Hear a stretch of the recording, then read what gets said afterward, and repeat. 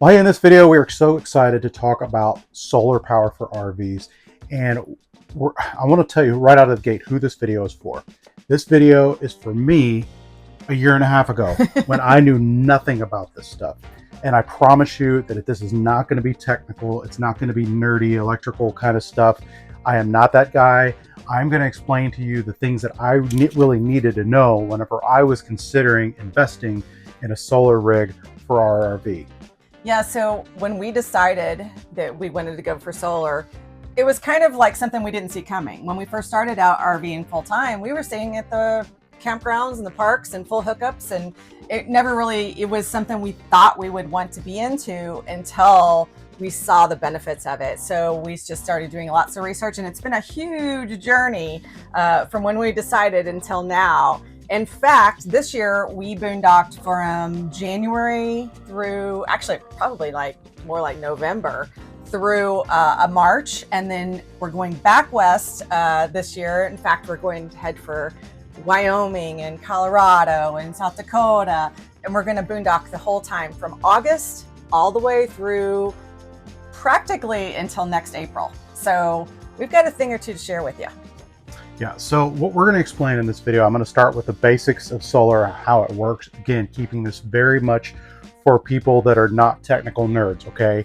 And so we're going to keep it really simple, hopefully easy to understand, but we're going to walk through how this stuff works and most importantly, what you actually need. We have a 44-foot toy hauler. It's really big. We have 3 air conditioners. We both work full-time from the RV. We both have full office setups in different rooms. And so we're going to talk about what can you and what you cannot charge with the type of solar setup that we have. We're going to tell you exactly how much money we spent, not just on the equipment itself, but to have it installed. And we're going to just detail everything for you. We're even going to give you a schematic, and we're also going to give you a spreadsheet that has a shopping list, because I actually purchased absolutely everything that I needed, thinking that I was going to do the installation myself. She's laughing because she knew that was just one big joke. But no, I was serious that I was really thinking that I was going to do the install myself. And the good news about that is that I have a shopping list that was provided to me by a professional consultant who did an awesome job. We're going to tell you a lot more about him later. And so if you're interested in this, I'm hoping that this is really going to help open your eyes and answer all the questions that you have. So the first thing you need to do is decide what you want to power. What do you want to achieve? There's a lot of different solar. I mean, you can get the huge solar setups spending a ton of money if you want to run your ACs, or maybe you just want to stay at a harvest host. So those are all decisions we had to make too. First of all, you need a basic understanding of what batteries will power and what they won't, and the equipment that you need. So when we first started boondocking, well, a lot of people associate the term boondocking with harvest host. It's not really the same thing necessarily.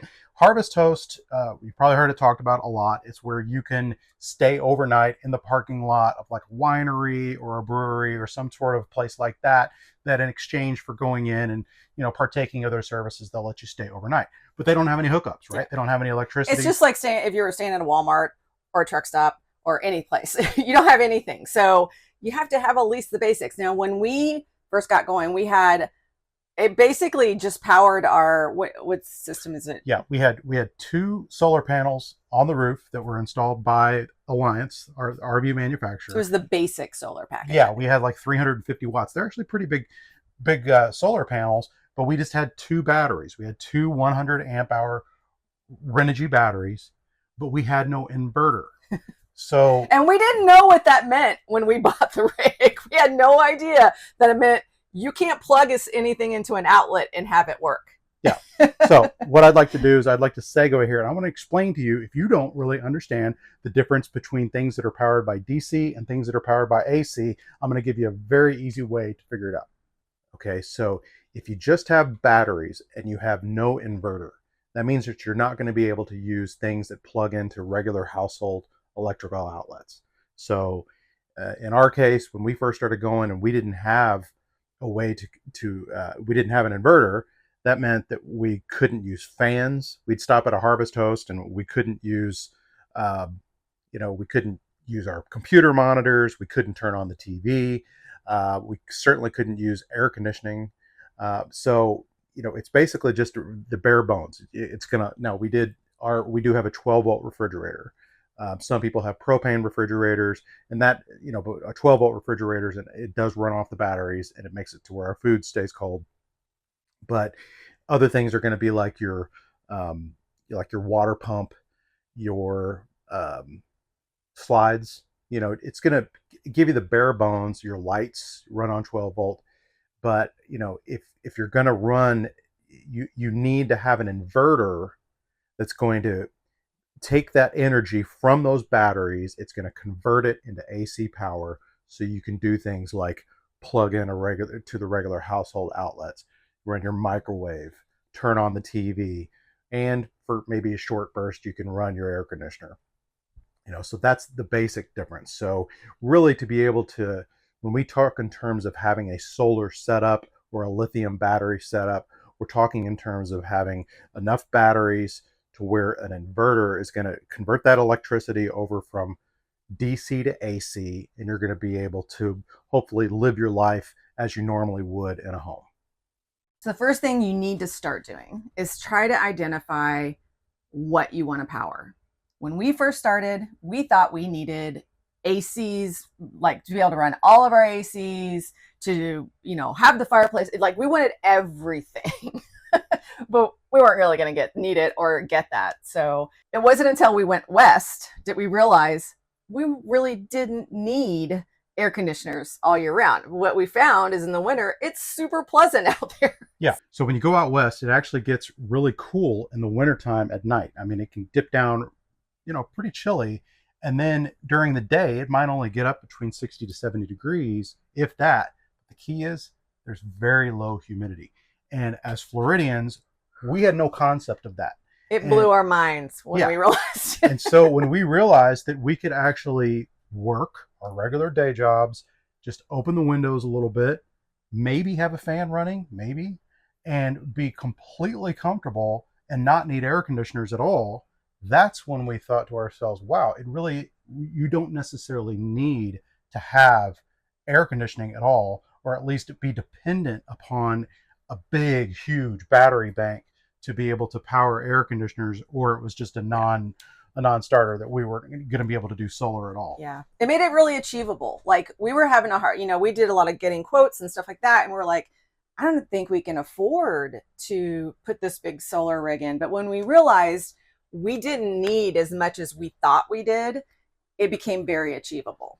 Yeah. And that's just the thing. I was just at a rally last week, and I had a conversation with someone who hopefully is watching this video. Matt, hey. And he said something that reminded me. He said, look, I talked to a solar company, and I asked them, what was it going to take for us to get what we wanted? And they quoted me around $20,000.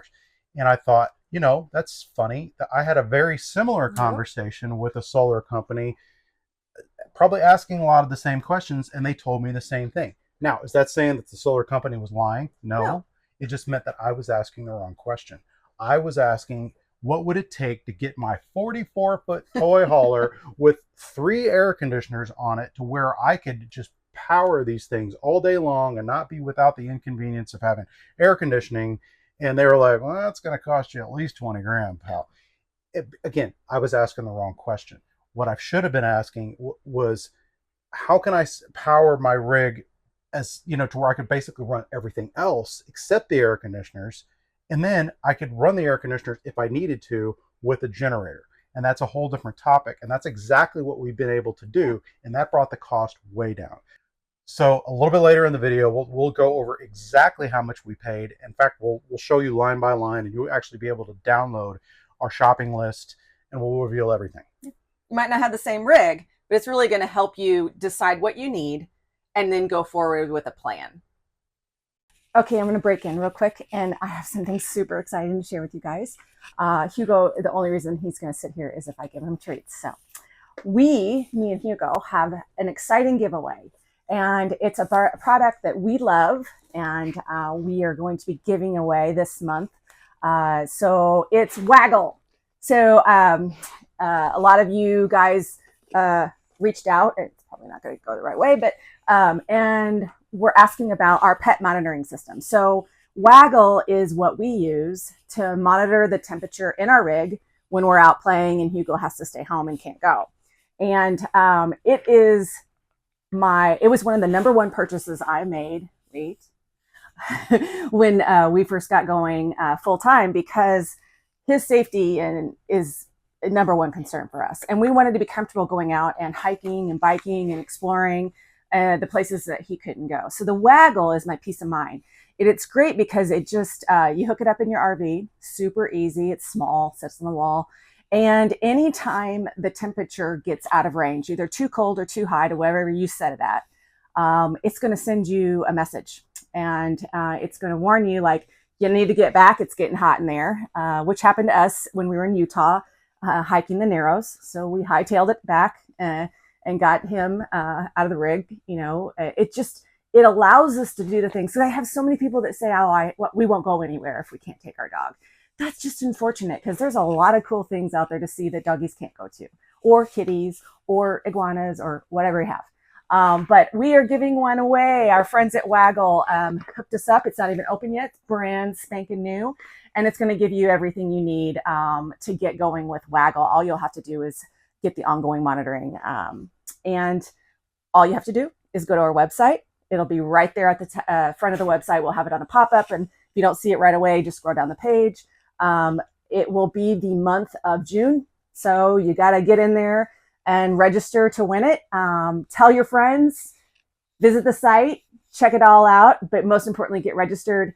And we will announce the winner, hopefully on a YouTube Live or something like that at the end of June. So go on over there, register, and I hope you win. So you'll need to decide if you're going to hire somebody to install it or if you're going to do it yourself. Well, I had the crazy idea that I was going to do it myself at first. In fact, let's go back a little bit. So when I decided this is something that I was really going to be serious about, I started really researching it. And at first I thought I was going to even try to build my own batteries. Yes, that is something that super technical people can do that I am absolutely not qualified to do. But I kind of started there. I was researching kind of the lower, because we were going to be on a budget. I didn't want to spend a ton of money. And so I thought, if I'm going to do this myself, maybe the route that I should go is I should hire a consultant. Because after I started doing the research and watching tons of YouTube videos and reading all sorts of blogs, I was just getting more confused, frankly. And so I decided to go to Google and I looked up RV consultant, and I found rvconsultant.com, a guy named Dan Hemming. And I would encourage you to look up his website right now if you're interested. So Dan does installations, but he also does consulting. And in fact, he spoke at an event last year after we had hired him. So he's kind of known as being an expert in the industry. And so I hired Dan. He had a couple packages, and I said, look, I just want to pay this guy and be able to ask him all the questions and get everything that I want to know. And so I paid him $300 for a consulting fee. And two of the things that came with that were awesome was a schematic and a shopping list. He was going to basically figure out what I needed to do, what I wanted to do, and he was going to give me exactly everything that I needed to buy, down to the wire, even the screws. And so I thought, that sounds fantastic. So I went back and forth with Dan. So Dan started asking me a bunch of questions, and of course I expressed my interest in having all these air conditioners that I wanted to supply or that I wanted to power and all that kind of thing. And he, in a very polite and professional manner, basically told me why that wasn't really feasible. And the reason I really trusted him also is because he has not one, not two, but 3 RVs. And so he has an RV that has a really big system in it, and he actually has 2 truck campers. And so he just, he explained all of it to me, but he explained what was probably going to be more feasible for me. And then he also, he described to me that, with air conditioning, the problem with air conditioners is that they actually generate a lot of heat. So one thing that I would advise you would be that anything that's going to create like electrical heat from electrical, hair dryers, uh, space heaters, electric space heaters, including like the big electric heater that we have that we love so much here in our Fireplace. alliance. The electric fireplace, my wife reminds me. Um, and your air conditioners actually produce a lot of heat. That means they basically take a ton of electricity, and it's not really feasible to run stuff like that for a long time like you would for an air conditioner if you're going to pretty much need it most of the day, and without having just a massive bank of lithium batteries and a massive, like he basically said, you're even as with a 44-foot toy hauler, your roof is not big enough to hold the number of solar panels that you would need to have to power up two or even certainly three air conditioners. So he helped me see the light on that. But once I finally figured it out that, and we were out west at the time and we were starting to see how feasible it would be to actually, not even need air conditioning, then I was like, okay, then what can I afford? And then he kind of walked me through and got me the best system for the money. But once he heard, exactly what I had, I walked him through the RV with a camera. I was like, okay, here's the current solar panels we have. Here's the current batteries that we have. He gave me an entire schematic. Took him a while to do it. He did it very professionally, and he also gave me the shopping list because again, at the time, I was very much of the persuasion that I was going to buy all the stuff myself. And I went, and of course, I comparison shopped, and I'm glad that I did because I actually found some websites where I was able to, like, there's a website called Inverters R Us that I found a lot of the equipment that I needed on a scratch and dent sales. Scratch and dent, for a lot of, if you don't know, it's a lot of things that have been probably ordered by somebody and then they sent it back because it wasn't what they needed or they ordered the wrong thing. They can't sell it as new anymore, so they tend to mark it down. And I've got a lot of the stuff that I needed for, 20% off or something. So that helped, especially on some of those big ticket items. Now, I decided to go with Victron Components. Victron is a name that's very well respected in the industry. And I kind of was of the persuasion. I mean, I did look at some lower cost systems. I won't name any names, but there's lots of competitors with Victron out there. I just felt like if I'm going to do this and I'm going to do it right, and we're going to have this RV for quite a while, I'm going to go ahead and go with quality as best as that I can afford. So I went ahead and bought a Victron inverter, and basically all the rest of the components are Victron. All right, so one of the things that surprised me, because one of the key components, I know we keep talking about solar this and solar that, really one of your major expenses is going to be your batteries. And a name that's very well known in the RV industry is Battleborn. And so I probably started there in my research and I was like, wow, those things are really freaking expensive. And so I asked Dan about that and he said, I don't use Battleborn batteries. I use Redodo batteries. And I said, Redo what? And but again, this is a guy who is rvconsulting.com or consultant.com, link down below or on screen. And I thought, this is a guy who has 3 of his own RVs, and the only types of batteries that he puts in them are Redodo brand batteries. Now, you remember me wondering, they're a Chinese company, and their batteries are very affordable. But so far we've had them. We haven't had any issues with them. They've been great. And again, I trusted Dan, and I thought they were very affordable. At the time, I bought their 200 amp hour batteries. I ended up buying 4 of them. So I have 800 amp hours of lithium batteries. They're all Redodo brand, and all of them I got for around $700 a piece. Less? Mm-hmm. They were less money than that. Okay, my wife is telling me that they were less than that. We're super excited. We reached out to Redodo on your behalf, and we did you a big solid, let me tell you. So I thought, because I paid around between $600 and $700 for these whenever I first got them, but they have these on special right now for $530. And actually, they're $539. And if you use our code, you can put the code LIKE, LIKE, and get an additional 5% off. So that is $509.99. Plus, there's free shipping, and it's fast shipping. I know every time I've ever ordered these, they've gotten to me very quickly. So this is a great deal because let me tell you, we started looking up the prices of some other ones. Again, not to pick on Battleborn, but that's the product that everybody knows about. For a 270 amp hour battery for Battleborn, it's $2,500. This is a 200. These are 200 amp hour batteries. Now they have uh, a 5-year warranty on them. Again, I'm not a warranty expert when it comes to Redodo batteries, but what that usually would tell me is that something goes mechanically wrong with the batteries before 5 years. I get maybe they'll replace them, but they also are expected to have a 10-year life. So for all intents and purposes, you should be able to hold on to these batteries for up to 10 years for only 500, what was that, $509 each. So that's an incredible deal. So if you've ever looked into getting into solar and you've been so shocked by the price of lithium batteries, I'm telling you, these things have worked great for me. They were recommended to me by the solar consultant that I hired, and he put them on 3 of his own RVs. So I think this is the best deal going. So far, they have been great. In fact, they have had surprisingly great customer service. And that's going to be a concern for everybody, as well it should be.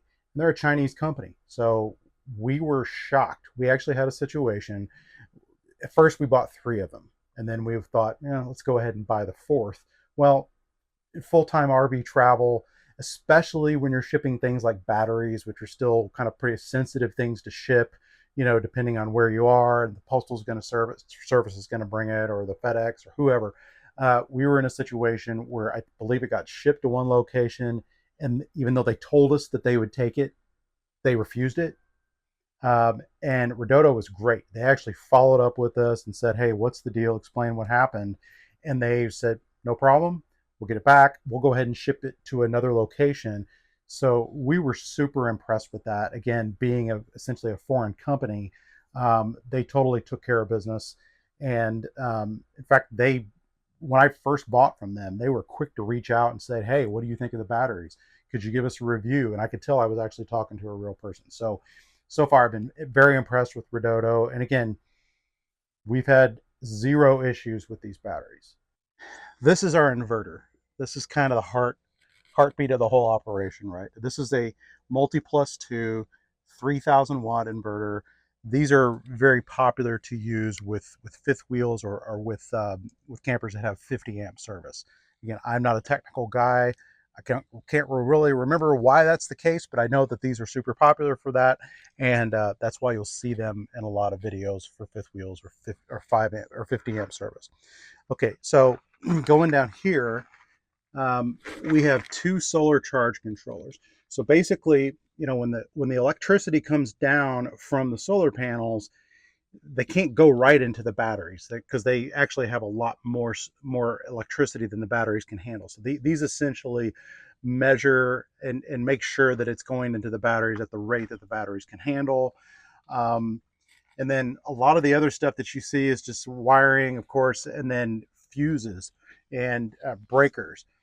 So, and if you look, I'm going to give you access to our shopping list, and you'll see that a lot of the expense from this setup really has to do with these cables. These cables are super heavy duty, and all the little parts and and then we'll go on the roof here in a minute, and just a lot of the covers and adapters and those kinds of things. It does add up.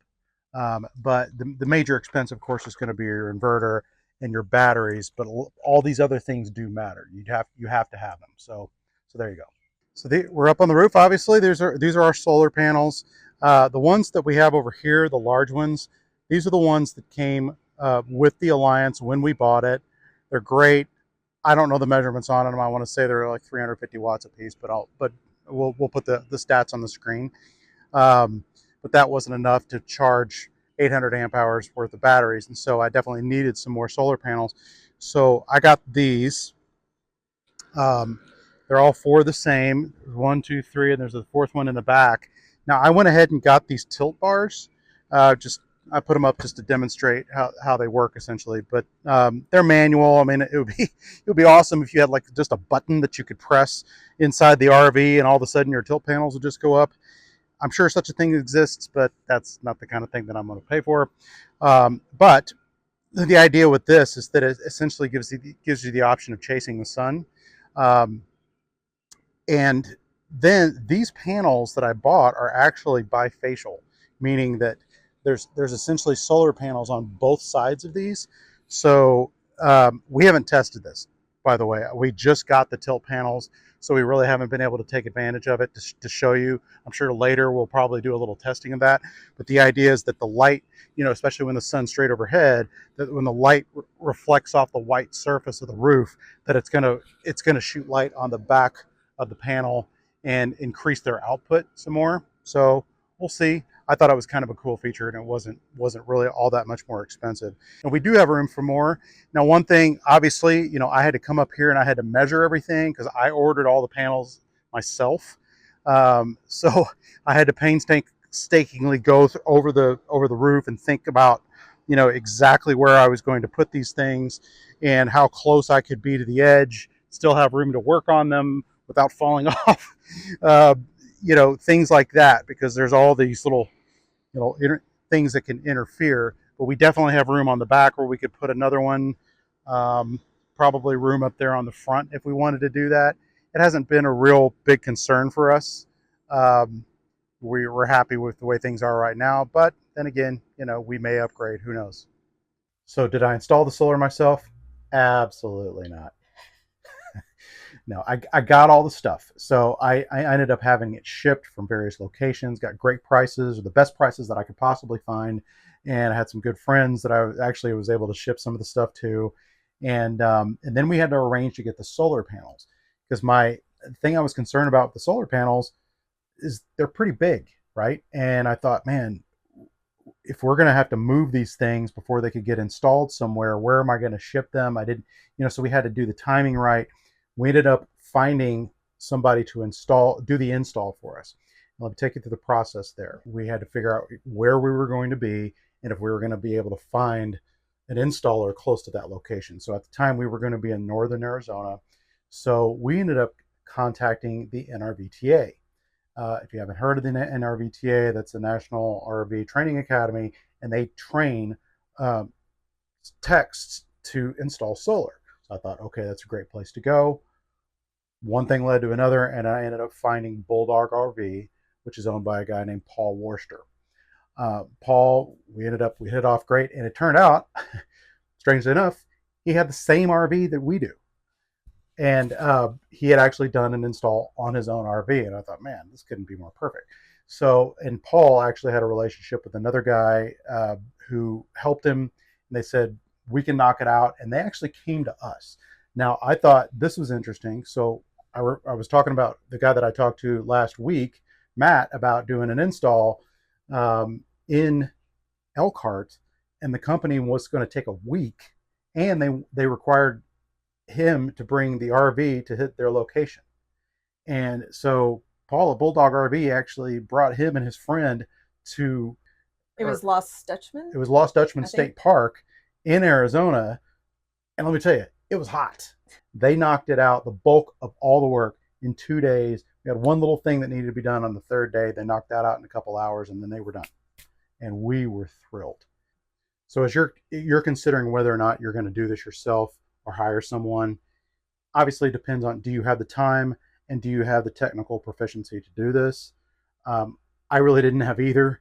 I thought I might be able to figure it out technically, but I still work a full-time job from the RV, and I thought, by the time I get all this done, I'm going to have to work on this every weekend for 2 months. And even then, it was questionable whether or not I could get it done. And then I started thinking, you're still dealing with electricity.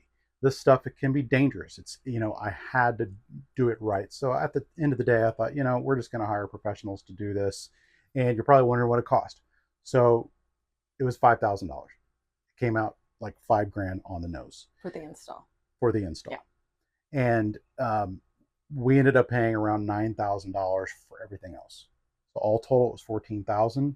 So if you're thinking that you can do this yourself, you could, and you have a large toy hauler that you want to have 800 amp hours of lithium batteries and around 1,500 or so watts on the roof with a 3,000 watt Victron inverter and everything that goes along with it, it's going to cost you around $9,000. If you have a smaller rig, obviously it's hopefully going to cost you a lot less money. And the good thing about having a smaller rig is that you may have one air conditioner, maybe two.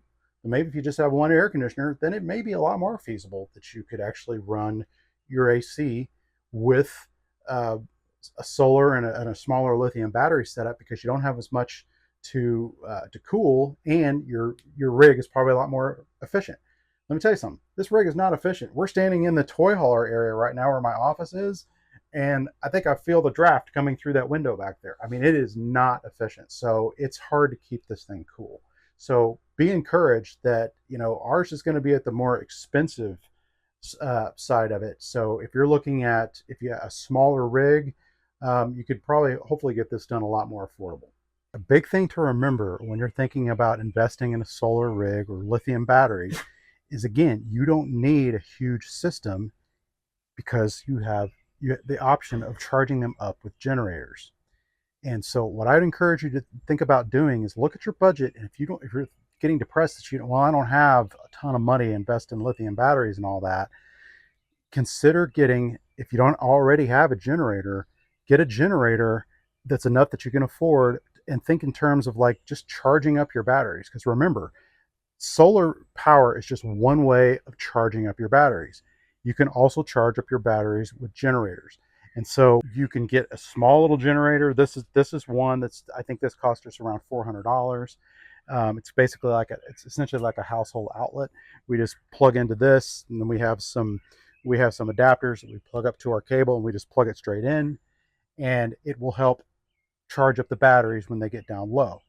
Now, we just bought this one. In fact, I literally haven't even used it yet. Now, this is the equivalent of hooking up to a 30 amp. So like if you were to go to a state park or something and they don't have 50 amp hookups, but they do have a 30 amp hookup, that's essentially what this is the equivalent of. And now this cost us around $700. But like I said, it's brand new. I haven't even used it yet. Super excited to use it. The reason that I bought it is because it had ratings for being super quiet. That's the other thing. We used to have one of those big old Onan 5500 generators in the generator bay in the front of the RV. Didn't like it because A, it stunk because it was old and had bad exhaust, and then two, it also was really loud. And why did we have an old one? We had an old one just because we got it for $1,200. We got it at the end of the pandemic, when you couldn't find an Onan generator brand new, even if you wanted to buy one, which I didn't. So we ended up getting rid of it, and I've got this one, and I'll do a review of this when we actually start using it very soon, and I'll tell you about the ins and outs of it. The other thing that I really love about these particular ones is that they are both dual fuel, meaning you can run them with propane and you can run them with regular gas.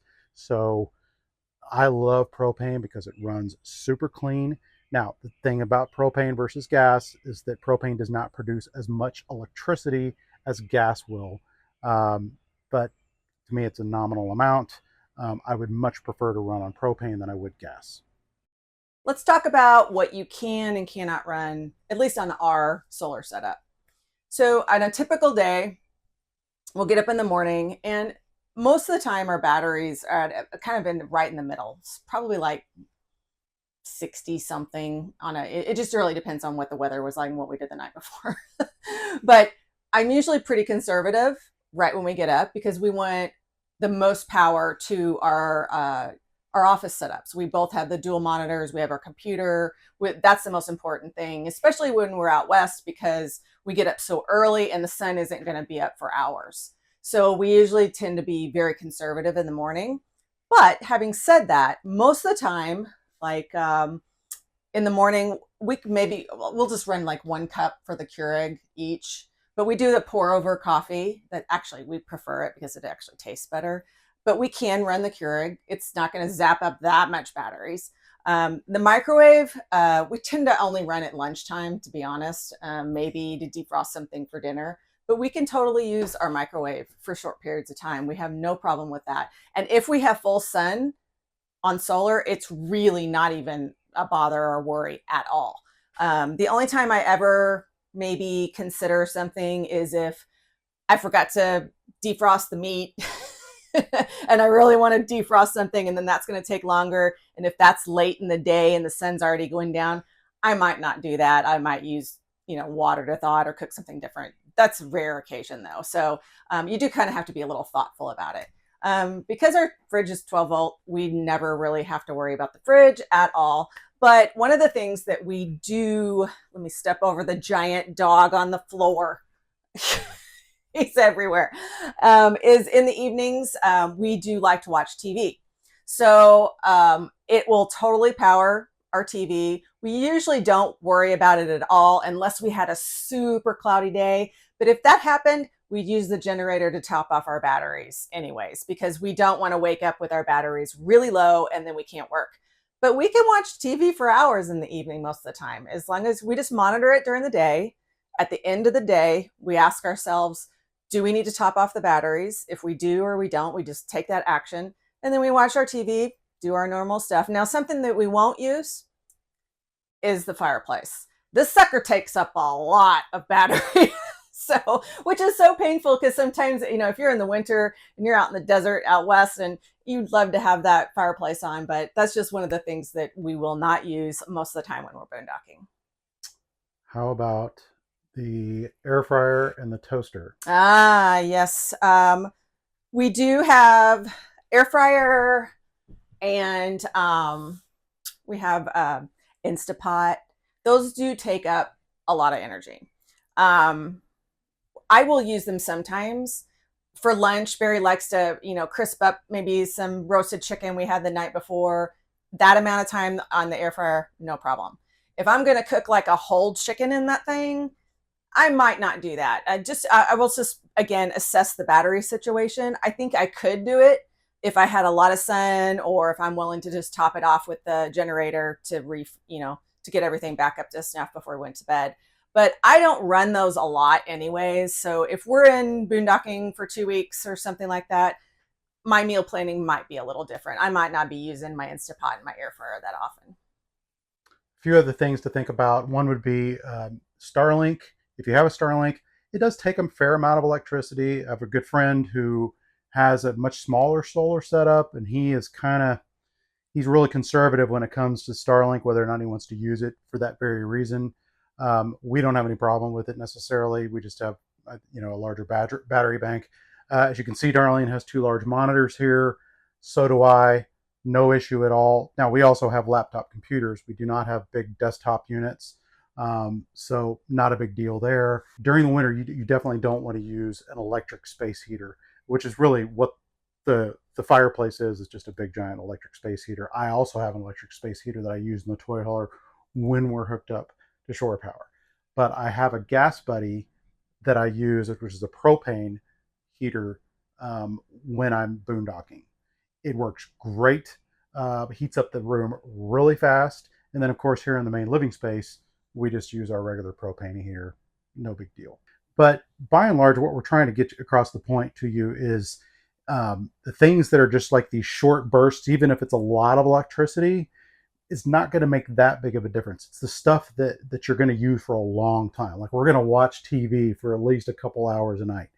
If we're going to run AC, which we don't, we've already covered that, it would be for a long period of time, right? So you have to think in those terms. Okay, what we're going to do is we're going to demonstrate what air conditioners can do to your power storage and your lithium batteries. Now you can see that there's 0 power coming in from shore power. That's because I went and turned it off at the pedestal. So we are going to go on and just turn on each air conditioner. Now, I do have soft starts on each one of these air conditioners, and that's a critical piece if you're going to have air conditioners hooked up to your solar rig. So I have the middle air conditioner, the one that's here in the kitchen area, turned on. As you can see, it's taking out 1,300 watts or so, and we're only bringing in 116 watts on the roof because we're in a pretty shaded area. So, it's not going to take very long for this to really start drawing down on our batteries. Okay, so it's been running about 10 minutes with just the one air conditioner. As you can see right here, we're down to 95%. So what we're going to do now is we're going to go ahead and just start the second air conditioner in the back just to see what happens. I just started the second air conditioner. As you can see, we're up to using around 2,300 watts. Okay, here we are approximately another 10 minutes later, and we've had both of the AC units running, and we're down to 87%. I guess the point that we're trying to make here is, keep in mind too, we have 800 amp hours of batteries. So we've got a pretty decent sized battery bank that was fully charged when we started this. And so, you know, we've known since the very beginning that the point of us having a solar rig and lithium batteries was not to power our air conditioners. We knew that that pretty much wasn't possible. It is possible to, like, if you say you've been traveling most of the day and you got to a harvest hose spot, you just want to knock the heat out of the rig for a while. You could do that and let them run for a while, maybe go have dinner, come back, and the rig would be nice and cool, hopefully. But then hopefully it's around nighttime and you would be ready to go to bed. So just, stuff like that to think about. I mean, it's much more realistic that you're going to use your generator. If you're in a place that's hot and humid and you want to run your air conditioners and you don't have the ability to plug up, you're going to want to run a generator to keep your lithium batteries charged up, if the solar can't keep up with it. Because again, we're hardly bringing anything in on the solar because we're at the end of the day, we're covered with a lot of trees. We're only bringing in 86 watts from the roof, and we have 1,500 plus watts of solar panels on the roof. So just wanted to give you kind of proof that this is what it's all about. Okay, we're going to wrap this video up, and I just want to let you know that hopefully you've seen through this video, as we've explained, we live life normally, okay? We're not out there just like roughing it. We do stay in some pretty remote places, but we're not, we're not staying in a tent, okay? So nothing wrong with that, but that's not how we're living. We live with regular electricity. We have, again, both of us have full-time jobs that we cannot risk by not having proper electricity or not having proper internet. So we have the right stuff to do that. And so if this is a turn on for you, I'd say definitely strongly consider it. However, on that note, you do need to consider obviously the expense, right? Because I already said this cost us around $14,000 by the time we had it all installed. Now, but the other thing, if you watched any of our other videos, we were spending in the first year where we didn't have any kind of solar setup and we were going to stay at RV campgrounds all the time and paying, we were spending $1,600 a month on average on RV campgrounds. Now doing the math on what we're going to spend here in the next month or two going forward, boondocking most of the time, we may spend $200 a month. So to recoup that investment, it's not going to take us that long to recoup the investment that we made. Plus, we get to stay in some awesome places and do awesome outdoor activities right there in the wild. But you do need to think about that. If you're new to this and you're not sure that RV living is for you, this may be something you want to hold off a little bit, and maybe stick your toe in the water, because once you make that investment, I don't know if you're going to be able to justify, if you're going to sell your RV right after you install all this stuff, you may not recoup that investment. So that's something to think about. So this is something that if you're pretty sure that you want to live this lifestyle for maybe 2, 3, 4, 5 years plus, I would strongly consider it.